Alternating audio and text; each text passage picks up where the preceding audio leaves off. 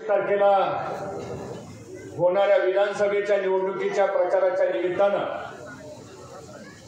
आज राष्ट्रवादी काँग्रेस पक्ष शरदचंद्रजी पवार पक्षाचे प्रदेशाध्यक्ष आदरणीय जयंतरावजी पाटील साहेब या व्यासपीठावर उपस्थित असलेले तालुका राष्ट्रवादी काँग्रेस पक्षाचे अध्यक्ष ॲडव्होकेट तेजसिंह पाटील, ॲडव्होकेट यादव वकील, विलास बापू, छायाताई, आमच्या शिवसेनेचे प्रमुख नितीनजी शिंदे, काँग्रेसचे व्यासपीठावरचे सर्व आमचे सहकारी, वेळेअभावी उपस्थित सर्व आमचे राहुल मकरे असतील, अमोल बिशे असतील, मारुद्र पाटील, अशोक भाऊ सगळे उपस्थित, स्टेजवरचे आणि समोर बसलेले सर्व उपस्थित सहकारी बंधू भगिनी, पत्रकार मित्र आणि ज्या हिंगणगाव आणि त्या भागाच्या परिसरातून प्रवेश केलेले आमचे सगळे युवा कार्यकर्ते आणि उपस्थित महिला भगिनी आणि माझ्या युवक सहकारी मित्रांनो, आज हिंदू हृदय सम्राट वंदनीय शिवसेना प्रमुख बाळासाहेब ठाकरे साहेब यांच्या स्मृतिदिनीच्या निमित्तानं मी या ठिकाणी त्यांना अभिवादन करतो आणि आपल्या सर्वांना खूप मनापासूनचा आनंद झाला की आज जयंतरावजी पाटील साहेब आपल्या इंदापूर तालुक्यामध्ये आले आणि विशेष करून काठीच्या परिसरामध्ये त्यांनी आज आपल्याला प्रचारासाठी वेळ दिला, याबद्दल आपण सर्वजण जोरात टाळ्या वाजवून त्यांचं या ठिकाणी मनापासून स्वागत. मित्रांनो, जसं राष्ट्रवादी काँग्रेस पक्षामध्ये काही स्वार्थी माणसांनी पवार साहेबांना विरोध करून पक्ष फोडला, त्या दिवसापासून आज तागायतपर्यंत आदरणीय पवार साहेब आणि जयंतरावजी पाटील साहेब हे पायाला भिंगरी बांधून या सगळ्या महाराष्ट्रामध्ये प्रत्येक तालुक्यामध्ये प्रत्येक गावामध्ये त्यांनी अख्खा महाराष्ट्र पिंजून काढला आणि उद्याच्या 23 तारखेला निकाल लागल्यानंतर या राज्यामध्ये महाविकास आघाडीचं सरकार आल्याशिवाय राहणार नाही, हे त्यांच्या माध्यमातून आपल्या सर्वांना खात्री आहे. मी जादा वेळ घेणार नाही कारण त्यांचं भाषण आपल्याला ऐकायचं आहे. पण आज साहेब आमच्या तालुक्यामध्ये ज्या माणसांना आपण पवार साहेबांनी फार मोठं केलं, त्यांना सर्व काही दिलं. आपण आमदारकी दिली, मंत्रीपद दिलं, पालकमंत्री पद दिलं, एजन्सी दिल्या, परवानग्या दिल्या, सगळं दिलं. आणि ज्या वेळेस पक्ष फुटला त्यावेळेस साहेब ही सगळी माणसं स्वार्थाकरता पवार साहेबांना तुम्हाला सोडून गेले. मला अभिमान वाटतो त्यावेळेस पवार साहेब एकटे पडले होते, पण खऱ्या अर्थानं पवार साहेबांच्या मागे खंबीर जर कोण उभा राहिला असेल तर जयंतरावजी पाटील साहेबांसारखा नेता त्या ठिकाणी उभा राहिला. त्यांच्यावरही दबाव होता, त्यांनाही फार अडचणी आणण्याचा प्रयत्न केला होता, पण पाटील साहेब म्हणाले माझं काय व्हायचंय ते होईल, पण मी पवार साहेबांच्या पाठीमागं मी पाठिंबा सोडणार नाही. अशी निष्ठावंत माणसं आज पवार साहेबांच्या बरोबर खांद्याला खांदा लावून काम करतायत. आणि म्हणून आज जयंतरावजी आपण या तालुक्याला काही नवीन नाही. आपले वडील राजाराम बापू पाटील हे मंत्री असताना कैलासवासी भाऊंची आणि त्यांची अतिशय जवळचं नातं होतं.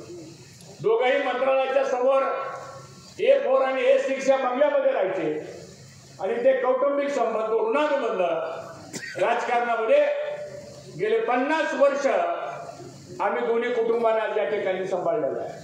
चढउतार येतो, सत्ता येते, सत्ता जाती, पदं येतात, पदं जातात, पण मैत्रीचे संबंध, घरगुती संबंध हे कायम जपणारं हे इस्लामपूर वाल्याचं पाटील घराणं आहे. आणि मला अभिमान आहे एवढ्या धावपळीच्या काळामध्ये खरं त्यांना 1 मिनिट सुद्धा वेळ नव्हता. मी नुसता मेसेज पाठवला, जर आपल्याला वेळ असेल तर एक 10 मिनिटं आमच्या मतदारसंघात येऊन जा, आणि 5 मिनिटामध्ये त्यांचा रिप्लाय मला आला, हर्षवर्धनजी कुठे यायचं सांगा, मी सगळा प्रोग्राम ऍडजस्ट करतो, पण तुमच्याकरता एक सभा घ्यायला मी या ठिकाणी येईल. आणि आज तुम्ही या ठिकाणी आलेले आहे.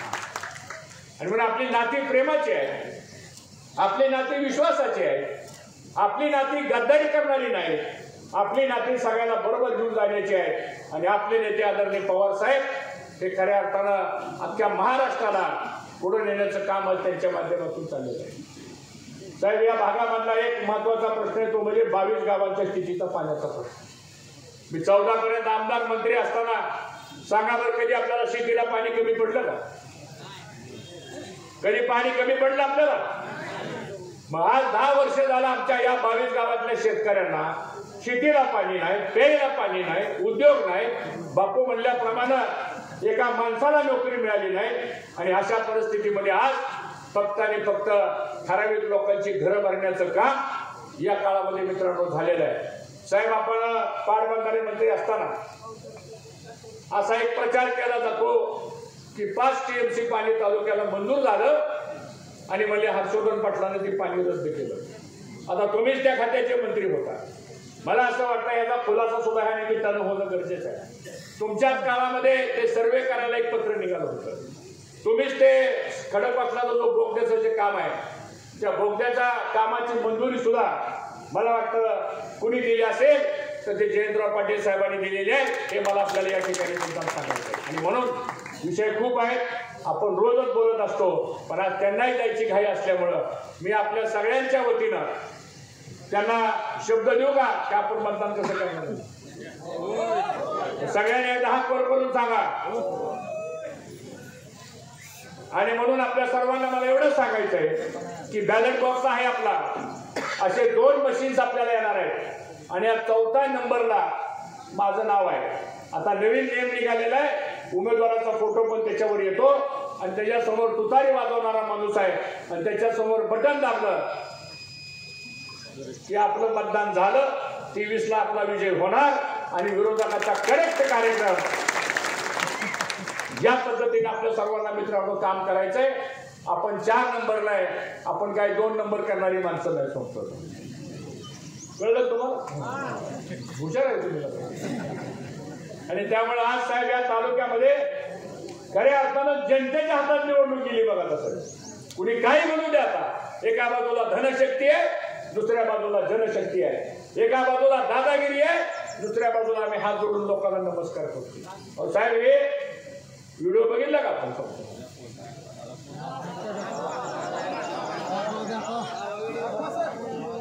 वेळ कमी, आता त्यांना भाषण करायचं. आज जर आपल्या सर्वांना माहिती आहे या तालुक्यामध्ये किती दादागिरी झाली, या तालुक्यामध्ये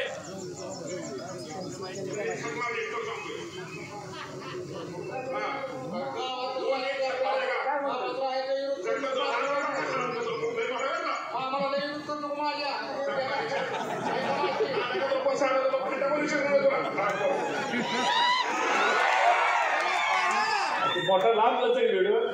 आता ही भाषा आम्ही 40 वर्ष राजकारणात आहे, 20 वर्ष मंत्रिमंडळात होतो, मोठे भाऊ 18 वर्ष मंत्री होते, 30 वर्ष आमदार होते, 10 वर्ष खासदार होते. जयंतरावजी पाटील 35 वर्ष आमदार आहेत, 30-35 वर्ष मंत्री आहेत. पवार साहेब इतके वर्ष काम करतात. कधी आपण अशी भाषा वापरली? आज तुम्ही शिवीगाळ करताय, अर्वाच्य भाषेमध्ये बोलताय. आणि कोण आहे नाना गवळी? एक नाभिक समाजाचा, ओबीसी समाजाचा एक गरीब माणूस आहे आणि त्याला तुम्ही अशी भाषा वापरता. आणि म्हणून खऱ्या अर्थानं तुम्ही ओबीसीचा अपमान केला, तुम्ही नाभिक समाजाचा अपमान केला, तुम्ही इंदापूर तालुक्याचा अपमान केला. त्याचं उत्तर तुम्हाला द्यावं लागेल. आणि तुम्ही नाही उत्तर दिलं तर उद्याच्या 23 तारखेला या तालुक्यामध्ये तुतारी वाजवणारा माणूस महाराष्ट्राच्या विधानसभेमध्ये पाठवण्याचं काम आपण करा, एवढीच विनंती करतो. रामकृष्ण हरी. आवाज कमी येतोय जरा. रामकृष्ण हरी. आपल्या सगळ्यांच्या वतीनं, आपल्या सगळ्या वतीनं आदरणीय पाटील साहेब विनंती करतो त्यांनी मार्गदर्शन करावं. धन्यवाद.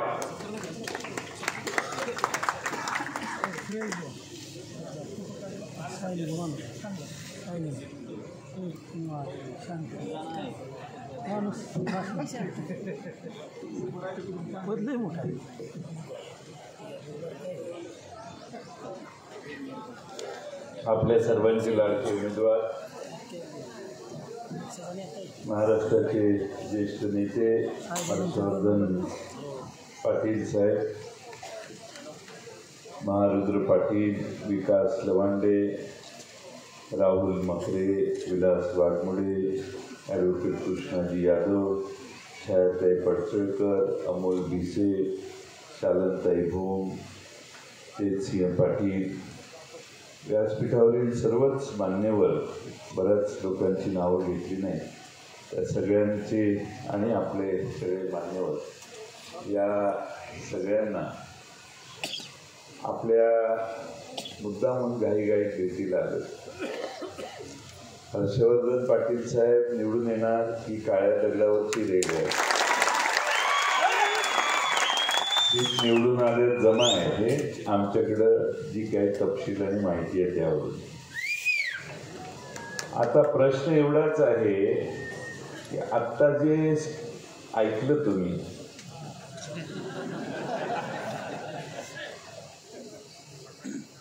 अशा मामाला मामा किती मोठ्या 1000 मतांनी पाडायचं हे तुम्ही सगळं. सुप्रियाताईंच्या निवडणुकीत हा व्हिडिओ आम्ही बघितलेला होता. मनाच्या विरोधी कितीही कुणी वागला तरी एका उच्च पदावर बसलेल्या व्यक्तीनं अशा पद्धतीची भाषा वापरणं हे गैर आहे. कदाचित त्यांना त्यावेळी धक्का बसला असेल की एवढी मोठ्या प्रमाणात सुप्रियाताईंना पाठिंबा मिळतोय, याचा मनापासून राग आला असेल. पण राग आला तरी भाषा, आणि म्हणून या मामांना घरी पाठवण्यासाठी तुम्ही सगळ्यांनी ताकदीनं काम करावं. गद्दार या शब्दाला महाराष्ट्रानं कधी माफ केलेलं नाही. छत्रपती शिवाजी महाराजांनी तर गद्दारांचे हात कापण्याचे देखील आदेश दिलेले, कडेलोट करण्याचे आदेश दिलेले. आता आपण काय त्या शतकात नाही, आता आपण नव्या शतकात आहोत. 21व्या शतकात आपल्याला गद्दार मराठी माणसाला फसवलेलं कधी आवडत नाही. मराठी माणसाला गद्दारी केलेली कधी आवडत नाही. आणि त्यामुळं पवार साहेबांना फसवण्याचं काम, गद्दारी करण्याचं काम ज्यांनी केलं त्यांना महाराष्ट्रात सगळीकडे प्रचंड मोठ्या प्रमाणात शिक्षा होणार आहे. हे महाराष्ट्रातलं आज वातावरण. पवार साहेबांनी तुम्हाला काय नाही दिलं? आमदारकी मिळाली, मंत्रिपद मिळालं, एवढं प्राधान्य तुम्हाला सतत दिलं. 11, 12, 13 मंत्री घ्यायचे असले तरी यांना मंत्री ठेवण्याचं काम पवार साहेबांनी नेहमी करण्याचं काम केलं. आज दुर्दैवाने त्याच पवार साहेबांना सोडून ही लोक सगळी गेली, आणि गेली ती गेली. बाकीचे आवाज तर काढत नाही, पण हे तुमचा बाबालाही आवाज काढायला लागला. हे गप तरी बसेल का नाही जाऊन. पण गेल्यानंतर एवढा उर्मटपणा आणि पवार साहेबांना चॅलेंज करणं हे इंदापूरची जनता कधीही माफ करणार नाही. आणि म्हणून तुम्हाला सगळ्यांना माझी विनंती आहे की हर्षवर्धन पाटील यांच्यासारखा नेता पवार साहेबांच्या जवळ पुन्हा एकदा एकत्रित काम करायला तयार झालेला आहे. मला माहिती आहे अनेक जण या मतदारसंघात इच्छुक होते, पण त्यांना घेऊन आम्ही निवडणूक केली असती तर पोचलो नसतो. आता हे एक बाळ उभा येतं,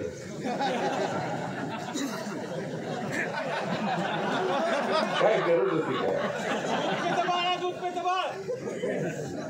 आता हे मासे इकडे बोर्ड एक लागलेलं आहे, आमचं घड्याळ चोरीला गेलंय. आता घड्याळ चोरीला गेल्यानंतर ज्यांच्याकडे गेलं त्यांना सुप्रीम कोर्टाने सांगितले पृथ्वीवर असा पक्ष नाही आहे हर्षवर्धन पाटीलच्या, पृथ्वीवर आपल्या नुसत्या जिल्ह्यात किंवा महाराष्ट्रात किंवा देशात नाही, पृथ्वीवर असा पक्ष नाही की ज्या पक्षाला चिन्ह मिळाले आणि त्या चिन्हाच्या खाली लिहिलंय की जरा गडबड आहे आमचं जरा न्यायप्रविष्ट आहे. ते ह्यांना लिहायला सांगितलं ह्या घड्याळवाल्यांना, आणि हे घड्याळवाल्यांनी आज पुन्हा बेकायदेशीर काम केलंय. घड्याळाच्या खाली लिहायला पाहिजे की हे न्यायप्रविष्ट आहे. निवडणूक आयोगाकडे आता रीतसर तक्रार जाईल, आपोआप गेली असेल 2 मिनिटापूर्वी की घड्याळाच्या खाली आमचं हे चिन्ह न्यायप्रविष्ट आहे असं लिहिण्याचं कंपल्शन होतं. परवा सुप्रीम कोर्टात तारीख झाली एक 4 दिवसापूर्वी. सुप्रीम कोर्ट म्हटलं, बरेच त्यांचे पवार साहेबांचेच व्हिडिओ वापरतात अजून. सुप्रीम कोर्ट म्हटलं, अरे कधीतरी स्वतःच्या पायावर उभा राहा. त्या शरद पवार साहेबांना सोडून तुम्ही दुसरा पक्ष काढला तर पवार साहेबांचं नाव घ्यायचं तुम्हाला अधिकारच नाही. स्वतःच्या पायावर उभा राहायला जरा शिका. आणि जर परत घड्याळाच्या खाली न्यायप्रविष्ट दिलं नाही तर आमच्यासारखं कोणी वाईट नाही, हे सुप्रीम कोर्टाने ह्यांना तंबी दिलेली. पण ही घड्याळ गेल्यानंतर आम्ही ती तुतारी वाजवणारा माणूस हे चिन्ह घेतलं. स्वतः पवारसाहेब छत्रपती शिवाजी महाराजांच्या पायाला रायगडावर जाऊन पायाशी तुतारी अर्पून आम्ही तिथनं आमच्या तुतारीचं काम सुरू केलं. आणि तेव्हापासून महाराष्ट्रात तुतारी एवढी प्रचंड लोकप्रिय झालेली आहे की महाराष्ट्रात उद्या निकाल लागल्यावर तुम्ही बघाल की महाराष्ट्रात अतिशय उत्तमपणाने महाराष्ट्रातल्या जनतेनं तुतारीला प्रतिसाद दिला. आपल्या भागात काही प्रश्न पाण्याचे फार महत्त्वाचे होते. आता 5 TMC पाणी उजनी जलाशयातून इंदापूरला द्यायचं, त्याचा सर्वे करायचा ऑर्डर मीच केलेली आहे. सर्वे करा म्हणून मीच ऑर्डर त्यावेळी केलेली आहे. त्यामुळं सर्वे करायला सांगितले. पाणी देण्याच्या बाबतीत अजून निर्णय व्हायचा होता आणि त्यावेळी लांबून हर्षवर्धन पाटील साहेबांनी कधीही असल्या गोष्टीला विरोध केल्याचं मी ऐकवत नाही. जे काही इंदापूरकरांना आवश्यक आहे, अगदी विरोधकांनी केलं तरी चांगलं झालं असं सांगून अनेक वेळा त्यांनी फोन देखील केलेले 15-20 वर्षात. आणि त्यामुळं 5 TMC पाणी उजनी जलाशयातून इंदापूरला देण्यासाठी मी सर्वे करायला मान्यता दिलेली होती. आणि त्यामुळं श्रेय घ्यायची कुणालाही गरज नाही. मी शरद पवारांचा कार्यकर्ता आहे, पवार साहेबांचा कार्यकर्ता म्हणून मी त्याला मान्यता दिली असेल तर त्याचं श्रेय पवार साहेबांना आणि आज पर्यायाने हर्षवर्धन भाऊंना जातं, हे आपण सगळ्यांनी लक्षात घेतलं पाहिजे. असंच इकडं पाणी शॉर्ट होतं म्हणून आपण खडकवासला धरणातनं जो कालवा निघतो त्या कालव्यातनं शहरातनं तो कालवा जाताना बरेच आपली पाण्याचा अपव्यय होतो, पाणी कमी होतं किंवा बाष्पीभवन होतं. आणि म्हणून हे टाळण्यासाठी मी कल्पना काढली की खडकवासला धरणातनं पाणी आपण अंडरग्राऊंड बोगदा करूया आणि तो बोगदा करून पाणी पास केलं पुणे शहरातून तर आपल्याला 2-2.5 TMC पाणी वाचेल. आणि ते पाणी मग इंदापूरकरांच्या पर्यंत पोचवायचं काम, टेल एंडला पोचवायचं काम आपण करायचा प्रयत्न करू. अशा भूमिकेतनं आपण ते 2.5 TMC पाणी वाचवायचा प्रस्ताव केला. त्या सर्वे झाला, एस्टिमेट झालं माझ्याच वेळी. SLTCकडे SLTSCकडे पाठवण्यात आलं. आणि त्यातून हा पुण्यातनं जाणारा जो कॅनल आहे त्यात आता पुण्यात काही शेतीला पाण्याची आवश्यकता नाही म्हणून आपण आपल्या बचत होणारं हे सगळं पाणी इंदापूरला देण्यासाठी तेलला इंदापूर असल्यामुळं कमी गेजनं पाणी येतं म्हणून इंदापूरला शाश्वत पाणी देण्यासाठी ती कल्पना आखली. SLTCकडे जाऊन त्याच्या अप्रुव्हल घेऊन प्रोसिजर चालू केली. नाही तर अजूनही त्याचं काही झालं नसतं. आता त्या प्रोसिजरप्रमाणे मान्यता झाल्यावर टेंडर निघतं. तसं आता मला वाटतं टेंडर निघालेलं आहे आणि पुढच्या वर्ष, 1.5 वर्षात, 2 वर्षात हे पाणी आपल्याकडे येईल. त्यावेळी त्याचं उद्घाटन आमदार म्हणून हर्षवर्धन पाटील साहेबच करतील हे तुम्हाला वचन या ठिकाणी देतो. आता लोणी देवकर MIDC मध्ये आमचं सरकार स्थापन झाल्यापासून बरेच काळ आता लोणी देवकरला MIDCत उद्योग आले पाहिजे. मी आपणाला एवढीच या ठिकाणी विश्वास देतो की उद्याचं सरकार हे महाविकास आघाडीचंच येणार आहे, काही चिंता नाही. 100% आपलं सरकार येणार आहे. आणि हे सरकार आल्यानंतर लोणी देवकर MIDC मध्ये उद्योग आणण्यासाठी पवार साहेबांच्या मदतीनं या ठिकाणी उद्योग चांगले घेऊन या ठिकाणी हाताला काम देण्याची व्यवस्था करायचं काम आम्ही येणाऱ्या काळात करू हा विश्वास मी या निमित्तानं देतो. बोलण्यासारखे विषय फार आहेत. पण माझी आपल्या सगळ्यांना विनंती आहे की महाराष्ट्र सगळा आज महागाईनं होरपळतो. प्रचंड महागाई, त्याच्यावर वाढलेला जीएसटी, दुसऱ्या बाजूने सगळे उद्योग महाराष्ट्राच्या बाहेर गुजरातकडे जात आहेत. त्यावेळी ह्या त्रिकुटांनी महाराष्ट्राच्या तोंडातनं ब्र काढला नाही. अहो, ते अमित शहाने एवढे घाबरतात हे तुम्हाला सांगतो, वर बघत नाही. आमचा उद्योग तिकडे गुजरातला गेला तर जाऊन भेटून सांगतही नाही की बाबा हे बरोबर नाही, करू नका, असं करू नका. ते फॉक्सकॉन नावाचा प्रकल्प गेला तळेगावला, 1.5 लाख पोरांना हाताला काम मिळालं असतं. ते टाटा एअरबस, टाटा आपली पिंपरी चिंचवडची टाटा आणि ते फ्रान्सची एअरबस, त्याचं मिहानला आपल्याला गुंतवणूक होणार होती नागपूर विदर्भात. ते प्रकल्प त्यांनी पळवून नेला. परवा मोदी साहेबांनी त्याचं उद्घाटन केलं, भूमिपूजन आहे, उद्घाटन झालं. त्यामुळे 7-8 हजार लोकांचा रोजगार गेला. 20-22 हजार कोटी रुपयाची तिथे इन्व्हेस्टमेंट झाली. मुख्यमंत्री आणि 2 उपमुख्यमंत्री तोंडातून काही शब्द काढले. आज महाराष्ट्राची अधोगती किती झाली आहे हे तुम्हाला माहिती आहे की नाही माहीत नाही. मी राज्याचा अर्थमंत्री पहिल्यांदा झालो, हर्षवर्धन पाटील साहेब पण आमच्या मंत्रिमंडळात होते. आम्ही त्यावेळेपासून महाराष्ट्र 2ऱ्या, 3ऱ्या, 4थ्या क्रमांकाला होतो दर डे उत्पन्नात. मानसी उत्पन्न महाराष्ट्राचं किती, तर ते दर डे उत्पन्न आम्ही महाराष्ट्र भारतामध्ये 3ऱ्या, 4थ्या क्रमांकावर होतो.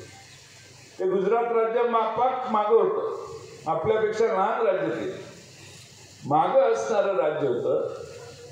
पण जेव्हा या महाराष्ट्रात आणि देशामध्ये भाजपची सत्ता आली 14 साली, त्यानंतर 16 साली पहिल्यांदा गुजरात महाराष्ट्राच्या वर गेलं, आम्ही महाराष्ट्राच्या खाली गेलो. आज महाराष्ट्राचा भारतामध्ये 11वा नंबर आहे, 11वा नंबर. म्हणजे दर डे उत्पन्न गुजरातचं आमच्यापेक्षा वाढलं. गुजरात आमच्यापेक्षा श्रीमंत राज्य झालं आणि आम्ही गुजरातपेक्षा कमी राहिलो. याचं पाप हे नरेंद्र मोदी साहेबांची दिल्लीची राजवट आणि महाराष्ट्रात देवेंद्र फडणवीसांची राजवट ही त्याला जबाबदार आहे म्हटलं तर वावगं ठरणार. आज मागच्या 10 वर्षात आमची एवढी अधोगती यांनी केली की काल परवा सकल उत्पन्न भारताचं जाहीर झालं. त्यात महाराष्ट्राचा नेहमी वाटा 15% असतो.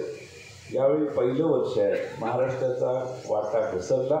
आम्ही 15%वरून 13%वर आलो. कारण यांची नाकर्तेपणाची वागणूक, जे दिसेल ते गुजरातला घेऊन जायची, गुजरातमध्ये नेतृत्व जे आहे त्यांची आग्रहाची भूमिका आणि त्याच्याविरुद्ध आवाज उठवण्याची ताकद नसणारे आमचे त्रिकूट महाराष्ट्रातलं, हे त्रिकूट घरी गेल्याशिवाय महाराष्ट्राची प्रगती होणार नाही.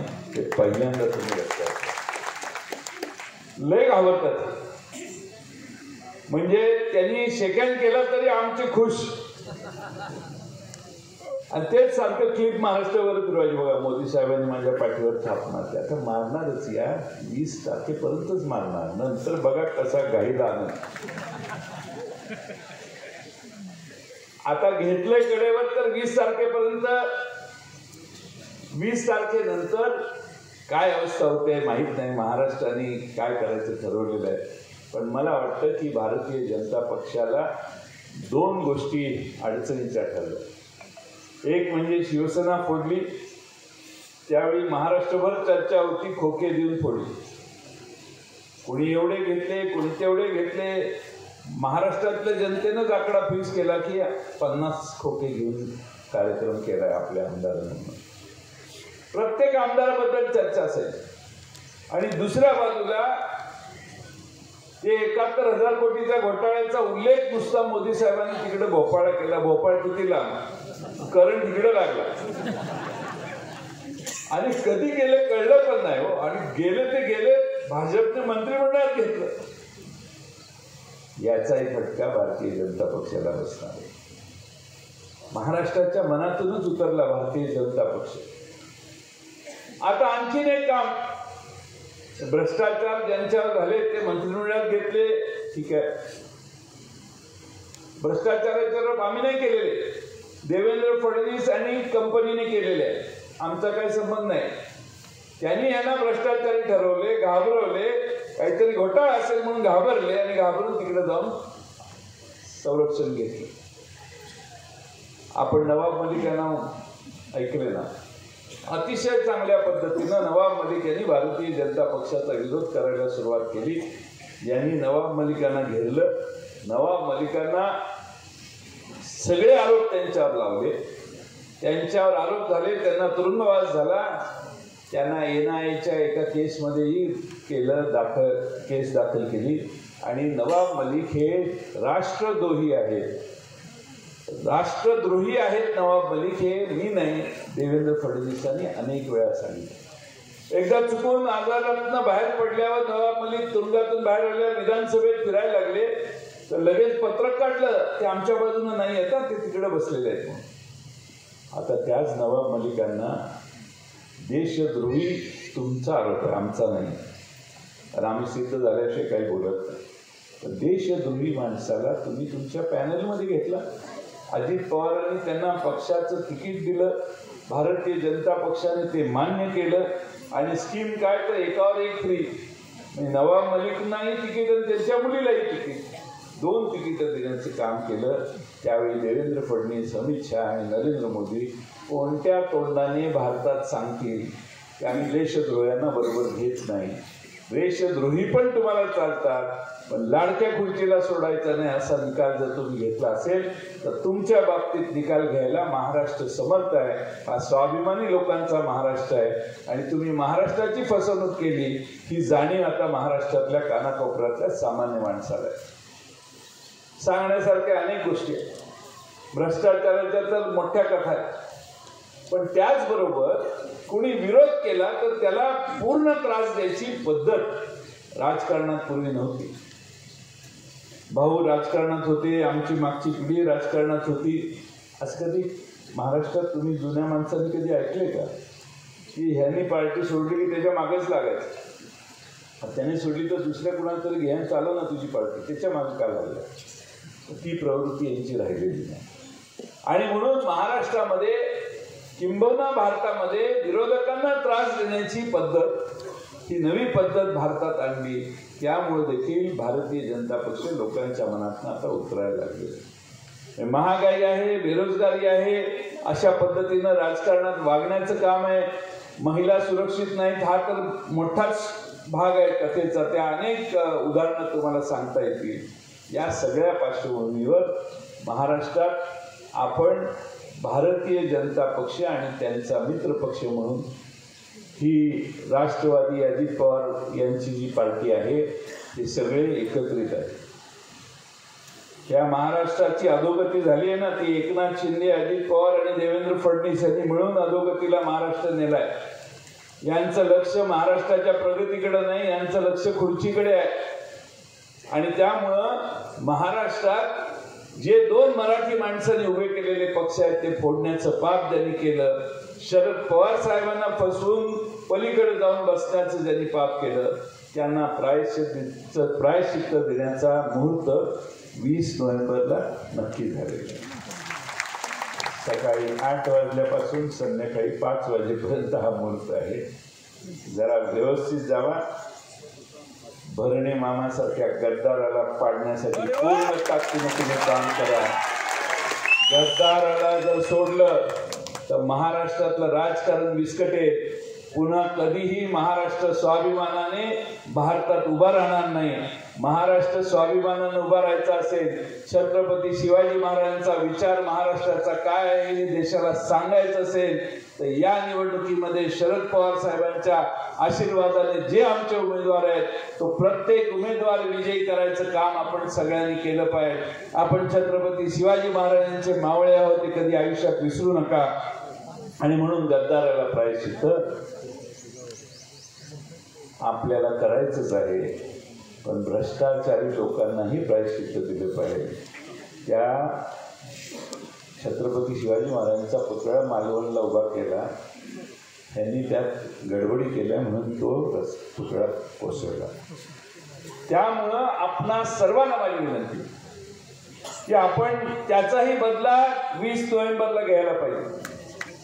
आमचा आराध्य दैवत आहे, तो पुतळा उभा करताना तुम्ही घाईघाईत उभा केला आणि त्या पुतळ्याला तुम्ही कमकुवत दर्जाचं मटेरियल वापरलं म्हणून तो पुतळा कोसळला.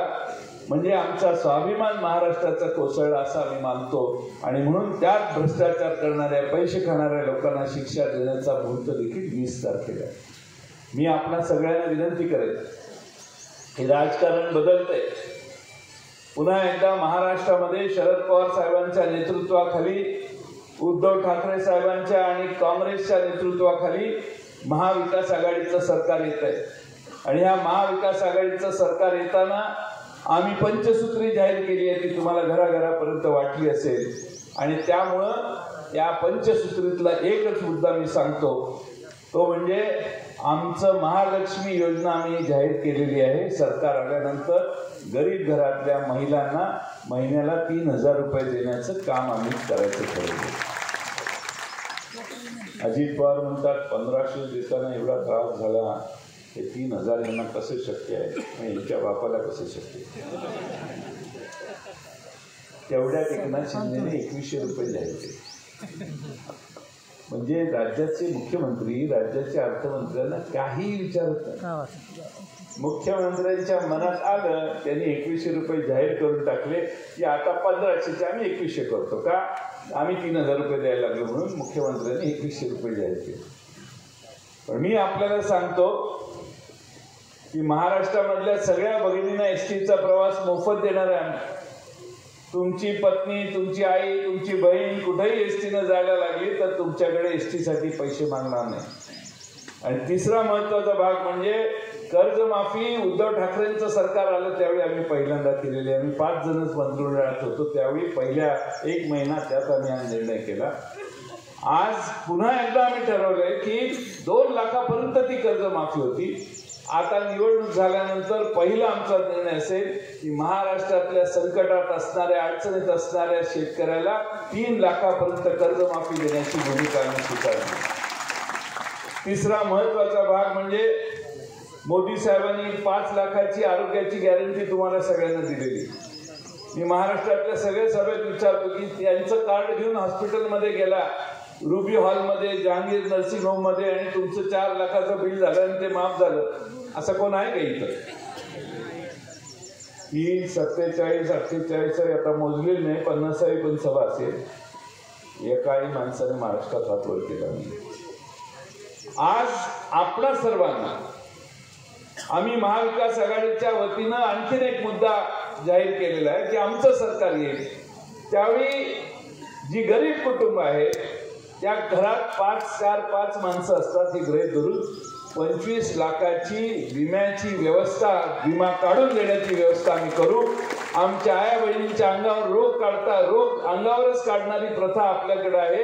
का तर मुलगा नवा नोकरीला लागलाय, 20-25 हजार रुपये पण पगार नाही, त्याला माझे 5-6 हजार रुपये भरायला लागू देत. महिला, आई असेल, बहीण असेल, अंगावर रोग काढण्याची प्रथा आहे.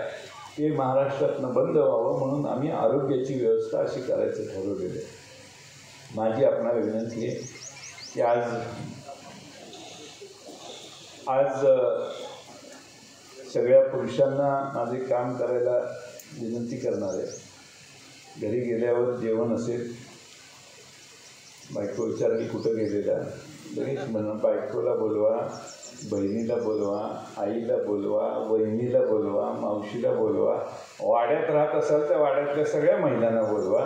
भावकीला मोठी असेल तर सगळ्या भावकीतल्या महिलांना बोलवा आणि त्यांना सांगा तो दाढीवाला 1,500 रुपये देणार आहे, पण शिव आज आलेला बादर 3,000 रुपये द्यायला तुम्हाला. त्यामुळे आता ह्याच्याकडे जायचं, आपल्याला निकाल घ्यावा लागतो. हे घराघरात जाऊन तुम्ही सांगा. आज महाराष्ट्रामध्ये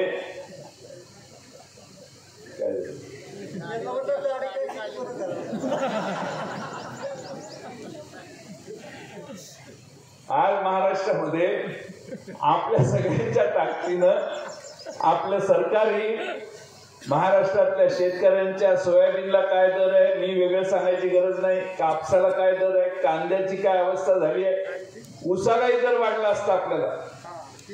पण ऊसाच्या रसापासून इथेनॉल करायची व्यवस्थाच अचानकपणाने बंद केल्यामुळं नाहीतर आपले 35-36 रुपयाचा दर जवळपास 43, 44, 45 रुपयावर साखरेचा गेला असता. पण शेतकऱ्यांच्या शेतीमालाला दर वाढला की महागाई वाढते असे समजणाऱ्यांच्या हातात महाराष्ट्र आणि देश आहे. आणि म्हणून यांना पराभूत करणं हे आपल्या सगळ्यांचं काम आहे. माझी तुम्हा सगळ्यांना कळकळीची विनंती आहे की पूर्ण ताकदीनं हर्षवर्धन पाटील यांच्या मागं आपण सगळे राहा. जो जो शरद पवार साहेबांना मानणारा मतदार आहे त्यांनी पूर्ण ताकदीनं हर्षवर्धन पाटील यांच्या मागे उभा राहावं. पूर्ण ताकदीनं मोठ्या मताधिक्याने त्यांना विजयी करावं. आणि त्यानंतर या इंदापूरच्या पाण्यापासून सगळे प्रश्न सोडवण्यासाठी शरद पवार साहेब स्वतः खुद्द हर्षवर्धन भाऊंच्या मागे उभा राहतील हे वचन मी देतो. आणि मी पुढे जाण्यासाठी आपल्या सगळ्यांच्या आणि एक शेवटचं आमच्या ताई छायाताई पळसळकर आजपर्यंत माणसं भाषण करताना ऐकलेलं की नाव काय म्हणतात, नाव तुमचं आहे, नाव सांगणार नाही परत असं म्हणतात.